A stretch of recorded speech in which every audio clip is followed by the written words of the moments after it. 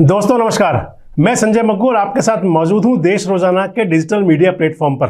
9 अगस्त जिस दिन भारत छोड़ो आंदोलन की वर्षगांठ देश मना रहा था, उस दिन प्रधानमंत्री नरेंद्र मोदी ने अपने सोशल मीडिया जो उनका ट्विटर अकाउंट है वहां से कुछ ट्वीट किए और उसके अंदर एक उन्होंने ट्वीट किया था परिवारवाद भारत छोड़ो। 3 उनके ट्वीट मेन थे। उसके अंदर मुख्य थे कि तुष्टीकरण भारत छोड़ो, भ्रष्टाचार भारत छोड़ो और परिवारवाद भारत छोड़ो। तो जो परिवारवाद भारत छोड़ो का जब उन्होंने नारा दिया था, उसके बाद में जब उन्होंने लोकसभा के अंदर अविश्वास प्रस्ताव पर बोले तो वहाँ भी फोकस रहा परिवारवाद पर। और उसके बाद जब वो 15 अगस्त को लाल किले की प्राचीर से बोले तो भी परिवारवाद पर फोकस किया।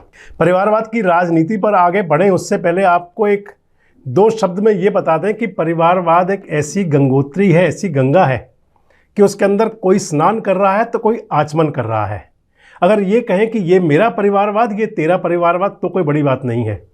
कुछ ऐसे परिवार हैं जिनकी राजनीति परिवार से चल रही है, तो कुछ वो संगठन जो परिवारवाद की बात करते हैं, उनकी पार्टी के अंदर भी ऐसे कई नेता हैं जो पूरे परिवारवाद की राजनीति का पोषण कर रहे हैं। वैसे जब जब चुनाव आता है ना, जब जब चुनाव का मौसम आता है तो राजनीति पूरे उफान पर होती है। आरोप प्रत्यारोप, वार पलटवार के साथ साथ ही कुछ ऐसे शब्द कानों में सुनाई देते हैं जो भारत की राजनीति की नींव में पड़े हुए हैं। इन्हीं शब्दों के इर्द गिर्द सियासी दल अपनी जीत के एजेंडे फिक्स करते हैं। उन्हीं में एक शब्द है परिवारवाद। तो मैंने आपको बताया कि 15 अगस्त 2023 को लाल किले की प्राचीर से प्रधानमंत्री मोदी ने विकसित भारत के बड़े सपने का अपना एक एजेंडा रखा था और उसके साथ ही उन्होंने परोक्ष रूप से परिवारवाद, भ्रष्टाचार और तुष्टीकरण पर इस सब को लेकर विपक्ष पर कड़ा प्रहार किया था। भारतीय राजनीति भी इन्हीं शब्दों के आसपास घूमती है। तो आज मैं आपसे बात करने चला हूं भारतीय राजनीति में परिवारवाद की।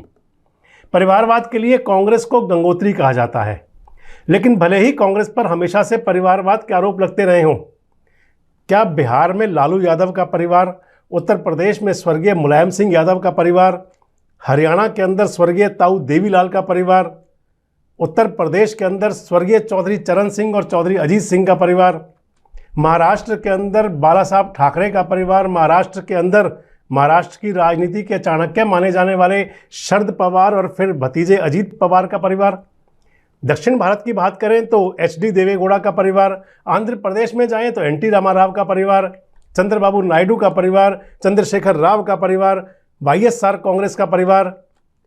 किस किस परिवार की बात करें, तमिलनाडु में जाएं तो करुणानिधि का परिवार, जम्मू कश्मीर में जाएं तो फारूक अब्दुल्ला साहब और मुफ्ती मोहम्मद सईद का परिवार, पंजाब में जाएं तो बादल परिवार। मतलब किसी भी परिवार की बात करें तो ये सभी परिवार देश की राजनीति में अपना रसूख और अपना ऊंचा कद रखते हैं।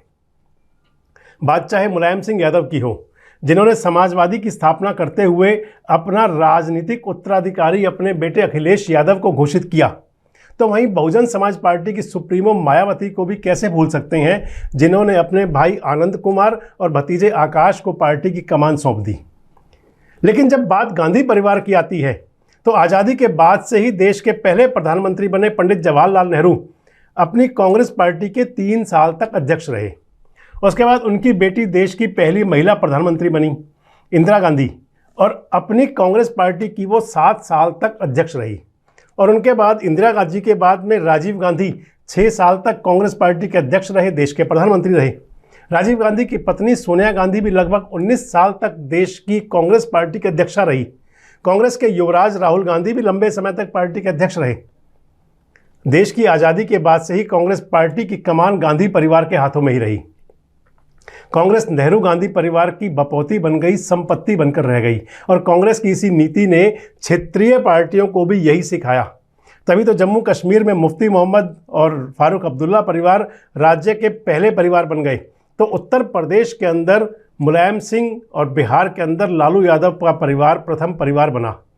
दक्षिण भारत की बात की जाए तो कर्नाटक में देवड़ा परिवार वहाँ का पहला परिवार बना।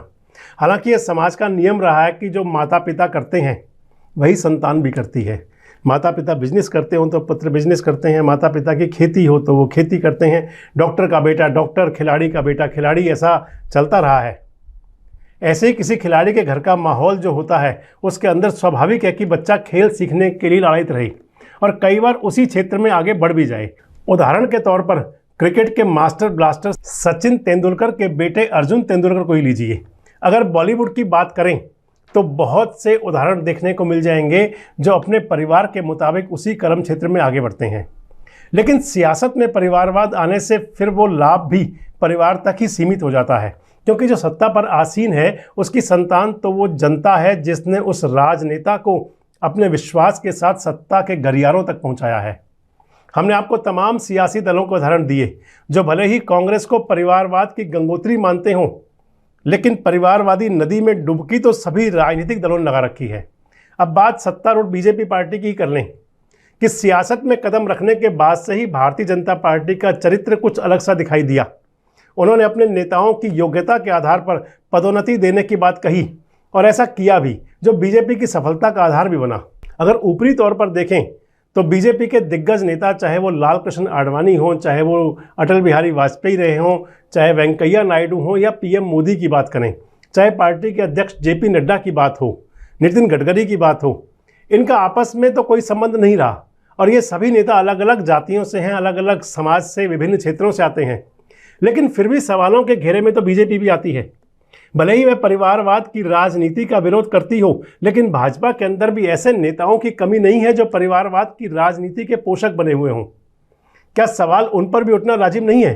क्योंकि भारतीय जनता पार्टी की सियासत में भी तो परिवारवाद नजर आता है। बात सिंधिया परिवार की करें, जिसमें विजया राजे सिंधिया, उनकी बेटी वसुंधरा राजे सिंधिया, यशोधरा राजे सिंधिया और राज परिवार का वारिस ज्योतिरादित्य सिंधिया के साथ ही वसुंधरा राजे सिंधिया के बेटे दुष्यंत सिंह को भी नहीं बुलाया जा सकता। ये सभी लोग लगातार राजनीति में जमे हुए हैं। केंद्रीय रक्षा मंत्री राजनाथ सिंह की बात करें तो उनका पुत्र पंकज सिंह का नाम सबसे आगे आ जाएगा। पंकज सिंह आज भी उत्तर प्रदेश में विधायक हैं। अगर बात हिमाचल प्रदेश के अंदर चलने की करें तो हिमाचल प्रदेश के मुख्यमंत्री रहे प्रेम कुमार धूमर के बेटे अनुराग ठाकुर आज देश के अंदर पावरफुल मंत्री हैं। मेनका गांधी और वरुण गांधी तो माँ बेटे दोनों सांसद हैं। दिल्ली के पूर्व मुख्यमंत्री साहब सिंह वर्मा के बेटे परवेश वर्मा के पास राजनीति अगर आई तो उनके पिता की हैसियत से ही आई। महाराष्ट्र के दिवंगत भाजपा नेता प्रमोद महाजन की बेटी पूनम महाजन भी भाजपा में बड़े पद पर हैं। पूर्व मंत्री और पूर्व दिल्ली की मुख्यमंत्री रही सुषमा स्वराज की बेटी बांसुरी भी इस समय दिल्ली के अंदर बड़ी पदाधिकारी हैं। पूर्व केंद्रीय मंत्री गोपीनाथ मुंडे की बेटी पंकजा मुंडे भारतीय जनता पार्टी के अंदर एक बड़ा अपना नाम रखती हैं। छत्तीसगढ़ के पूर्व मुख्यमंत्री रमन सिंह के बेटे भी सरकार के अंदर शामिल हैं। कैबिनेट मंत्री रहे रविशंकर प्रसाद के पिता ठाकुर प्रसाद जनसंघ के बड़े नेता थे और बिहार में संयुक्त विधायक दल सरकार में मंत्री रहे।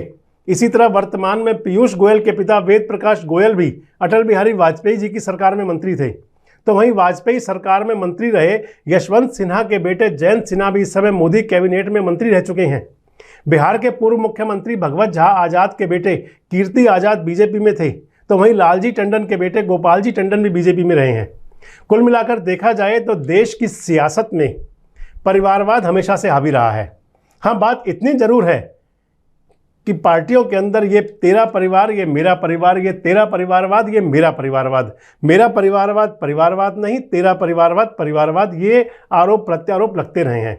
जो मैंने आपसे शुरू में ही कहा था कि परिवारवाद की राजनीति एक ऐसी गंगोत्री है, ऐसी गंगा है जिसके अंदर कोई स्नान कर रहा है, कोई उसके अंदर पंच स्नान कर रहा है, कोई डुबकी लगा रहा है, तो कोई मात्र गंगा जल पीकर आचमन कर रहा है। लेकिन परिवारवाद की राजनीति में है सभी शामिल। कल आपसे बात करेंगे ये तेरा भ्रष्टाचार, ये मेरा भ्रष्टाचार। तो आज के कार्यक्रम में इतना ही। जुड़े रहें हमारे साथ, देखते रहें देश रोजाना। नमस्कार, धन्यवाद। हमारे साथ जुड़े रहने के लिए देखते रहिए देश रोजाना का YouTube चैनल सब्सक्राइब कीजिए। साथ ही देश रोजाना की खबरें सबसे पहले देखने के लिए प्रेस कीजिए बेल आइकन।